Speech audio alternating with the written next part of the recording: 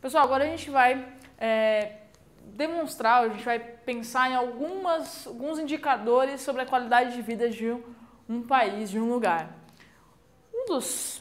Um conceito importante para a gente é o desemprego. O desemprego ele tem dois conceitos ligados a ele, o desemprego estrutural e o desemprego conjuntural.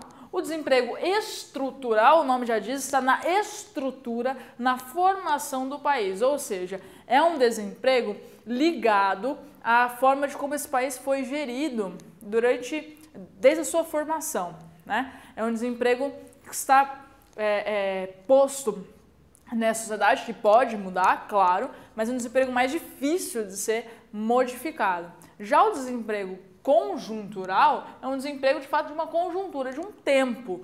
Não é que esse desemprego seja sempre daquela forma, sempre elevado, por exemplo. Não, uma situação pode provocar um desemprego conjuntural durante anos, assim, 10 anos. Desemprego conjuntural por conta de uma causa específica. E um exemplo disso é a crise de 2008, que atingiu aí os Estados Unidos, depois a União Europeia, depois se espalhou por outros países, atingindo de forma diferente os países a depender de como eles tinham suas relações econômicas. Como o Brasil, no primeiro momento, foi pouco afetado, hoje sente mais a crise do que em 2009, por exemplo, mas por conta que o Brasil vendia commodities, né, produtos que são básicos, essenciais. A gente deixa de comprar um celular, mas não deixa de comprar, o mundo deixa de comprar um celular, mas não deixa de comprar alimento, tudo bem?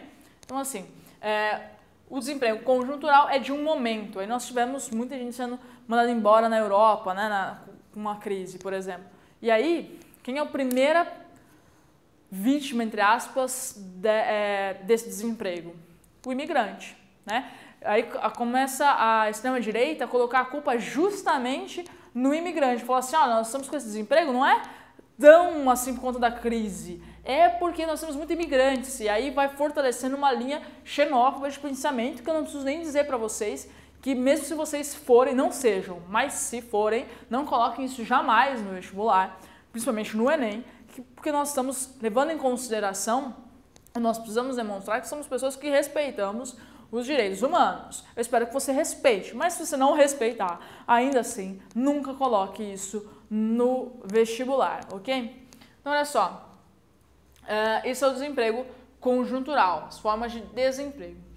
Outra relação importante na estrutura econômica é a relação do homem e da mulher no mercado de trabalho. Como assim, Aline? É sabido, há índices, há dados e há dados locais do Brasil em que há uma diferença entre o que, não só as funções, né, do homem e da mulher, mas há uma diferença na renda para as mesmas funções. Como assim?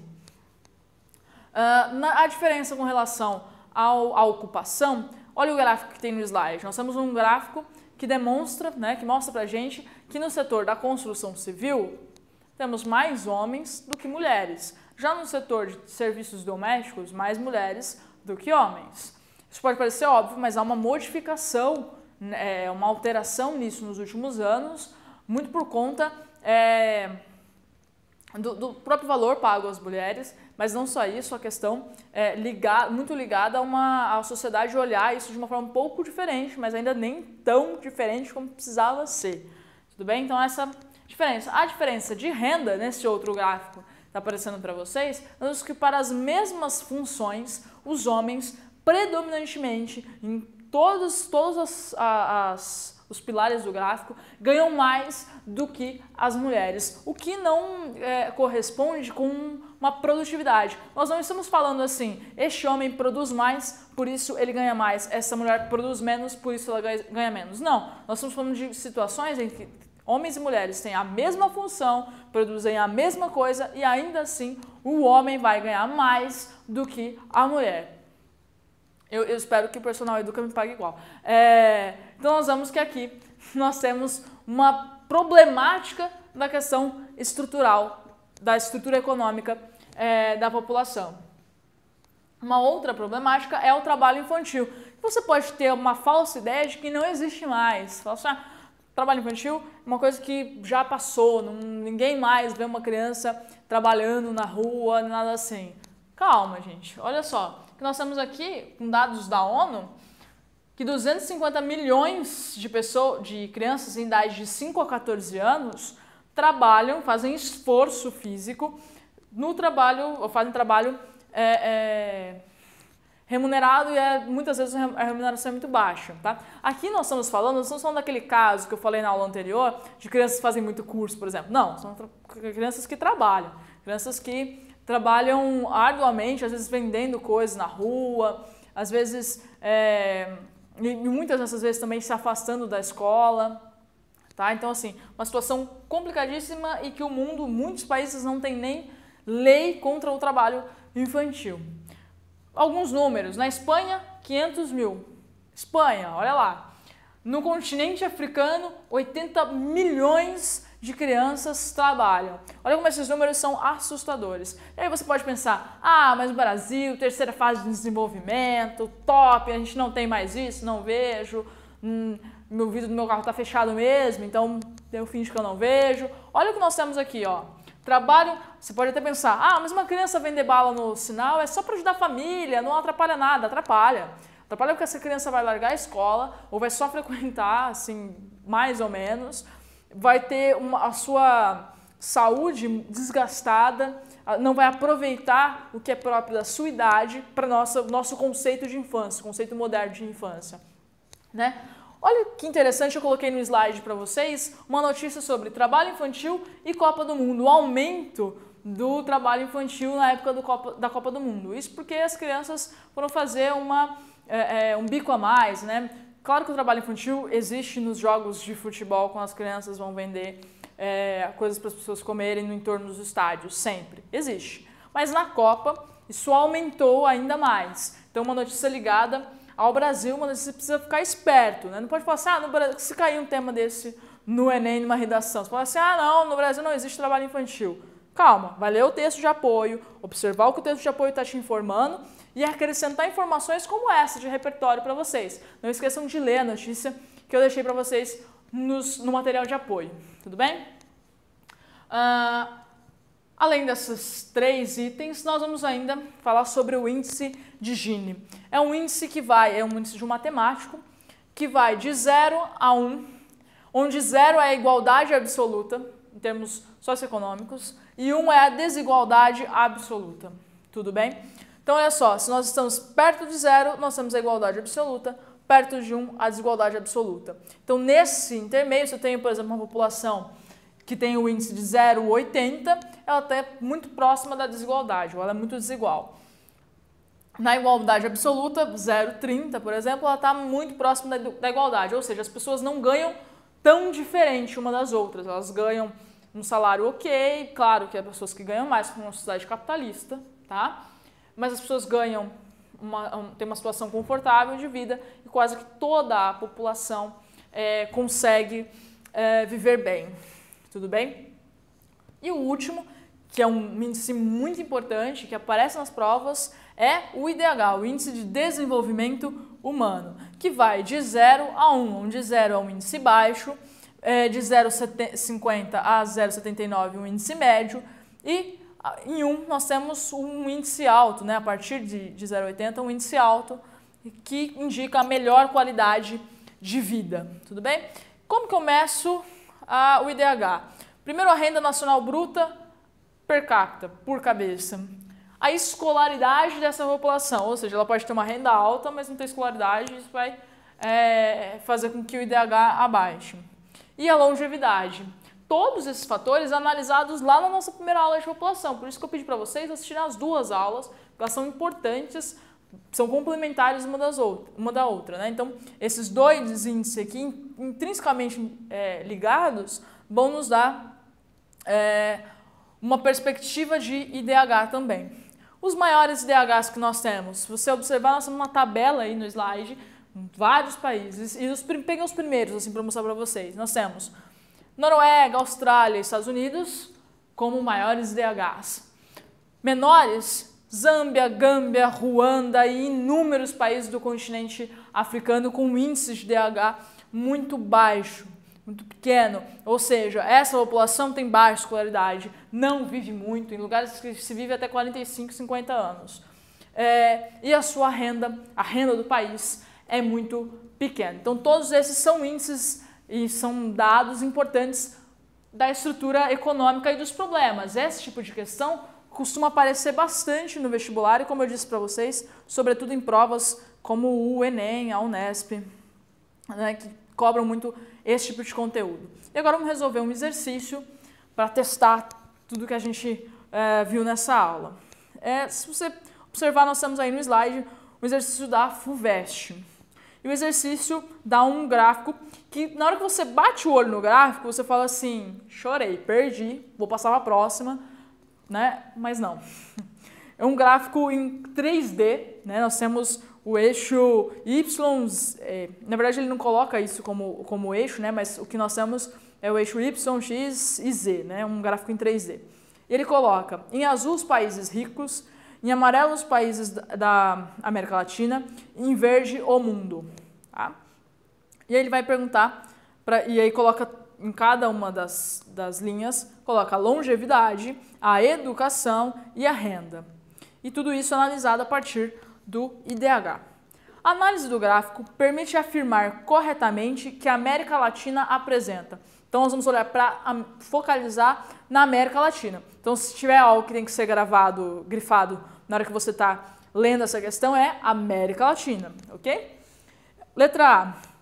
Indicadores sociais mais próximos dos países ricos do que aos da média mundial. Então, olha lá, o indicador social, todos eles, né?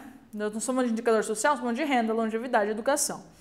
Mais próximos de países ricos do que a média mundial. Observe que eles estão, a linha amarela, ela está mais próxima do mundo do que dos países ricos. Então, essa alternativa está errada. É o contrário do que ela diz, né? Letra B. Posição intermediária entre os países ricos e a média mundial, sendo o melhor índice de longevidade. Nós vemos que o melhor índice de longevidade é dos países ricos. De fato, ela está intermediária, né? A posição da América Latina é intermediária entre ricos e média mundial, só que o índice de longevidade maior ainda é o índice dos países ricos, ou seja, essa parte da alternativa está errada, logo toda a alternativa está errada. Letra C. Renda igual à média mundial, indicadores de longevidade e educacionais melhores do que a média mundial. Então, olha só, observe que a linha verde do mundo e a linha amarela da América Latina, na parte de renda, estão coladas. Na parte de longevidade e de educação, a América Latina se sobrepõe. Ou seja, nós temos a letra C como alternativa correta, que deve ser assinalada. Vamos ler por que a D e a E estão erradas. Renda semelhante à dos países ricos e os piores indicadores de qualidade de vida do planeta. Primeiro que é uma categórica demais, mas olha só, renda semelhante aos países ricos. Não, a renda dos países ricos é muito superior e não é piores indicadores de qualidade de vida do planeta. Não corresponde à realidade porque o mundo tem índices, o mundo no geral, tem índices piores. E índices de longevidade e educacionais semelhantes aos dos países ricos. Não, os países ricos têm índices maiores. Então, alternativa C, uma questão fácil, porém, uma questão que é necessário que você interprete o gráfico como várias questões de geografia, que você não tenha medo da questão. Porque às vezes você pode pensar, FUVEST, vestibular difícil, chegar na questão, olhar esse gráfico em 3D, e quase em 3D, né? E desistir da questão. Não, se você ler com cuidado, você resolve fácil essa questão. Uma questão que demora um pouquinho mais para você resolver no vestibular, mas que você, com certeza, sendo aluno do Personal Educa, não terá dificuldades, eu espero. E agora eu selecionei uma outra questão, uma questão que vai falar diz respeito à liberdade de expressão, né, a liberdade de expressão jornalística.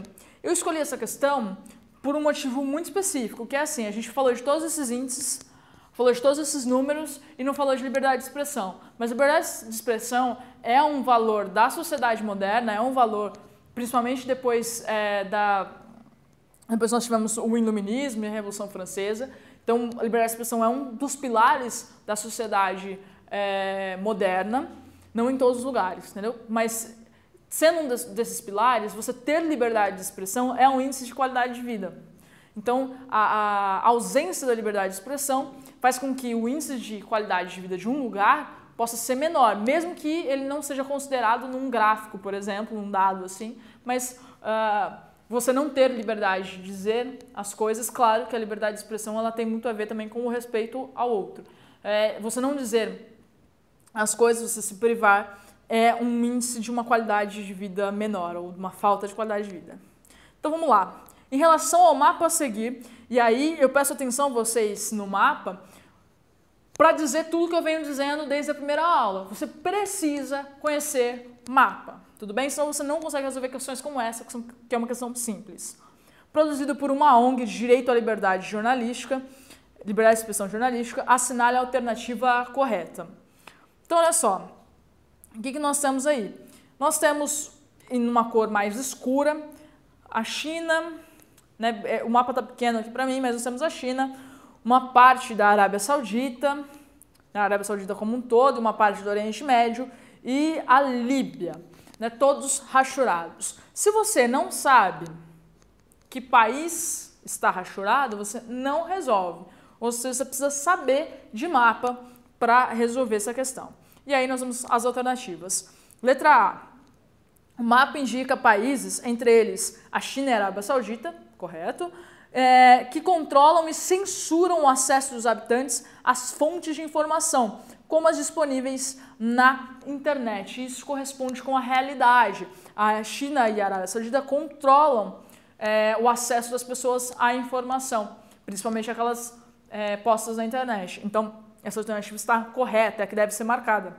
O que quer dizer para nós, nessa aula, numa análise maior, que a China e a Arábia Saudita, apesar da China, por exemplo, ter índices até consideráveis ok de economia, né, uma economia muito forte, ainda é uma economia com uma qualidade de vida que perde nesse sentido por conta da restrição à informação, ok? Vamos lá para as outras letras, só ler e tentar entender o porquê que elas estão erradas, já que a gente já achou a alternativa correta. O mapa apresenta regiões caracterizadas por uma histórica luta pelos direitos civis, entre eles a liberdade de expressão, como a conquista pelos chineses após 1989. Não. Ele faz referência aqui a alguns eventos, mas na verdade a luta por direitos civis aconteceu em outros lugares, né? Nós temos uma luta por direitos civis no mundo muito forte a partir dos anos 60 e se concretizando depois, inclusive depois da ditadura civil-militar brasileira, nós temos lutas, né, em 89, inclusive, lutas a partir da edição do AI-5 cada vez mais reforçadas, e é uma luta por direito civil, sim. Mas com relação aos países rachurados, nós não temos uma luta e nem uma luta com conquista pelos chineses em 89. Então a alternativa está errada. C. As áreas destacadas, e aí é uma alternativa que você pode confundir, fazem parte daquele que é considerado pelo governo estadunidense como sendo o eixo do mal. Não. O eixo do mal foi proposto pelo Bush a partir dos ataques às Torres Gêmeas em 2001, né, 11 de setembro, e o eixo do mal ele inclui Coreia do Norte, Irã, Afeganistão, mas não inclui países como a Líbia, por exemplo, tá? Então, nem a China. Então, a alternativa está errada. O que nos lembra que é muito importante estudar geopolítica também para resolver essa questão. As regiões destacadas no mapa não permitem nenhum acesso a correspondentes internacionais de qualquer meio de comunicação ocidental. Não é verdade. A Líbia, por exemplo, isso não acontece. Então, assim, nenhum acesso de correspondentes é uma atitude que até, né, poderia em alguns lugares acontecer, mas é muito categórica para todos os lugares que estão marcados, e principalmente no Oriente Médio, em que eles têm acesso aos lugares, mas correm riscos. Por exemplo, um dos riscos é o Estado Islâmico no norte do Iraque e da Síria. Tá? Alternativa errada. E os países destacados no mapa passaram nas últimas décadas por um intenso processo de nacionalização da imprensa, o que gerou protestos internacionais. Não, um país que passou por isso foi a Argentina, tá? Mas esses países destacados, não. Então a alternativa correta, confirmando, é a letra A. São países como a China e a Arábia Saudita que controlam e censuram o acesso à informação. Tudo bem? Essa foi mais uma aula, essa aula de população, do bloco de aulas de população. Façam os exercícios e até uma próxima.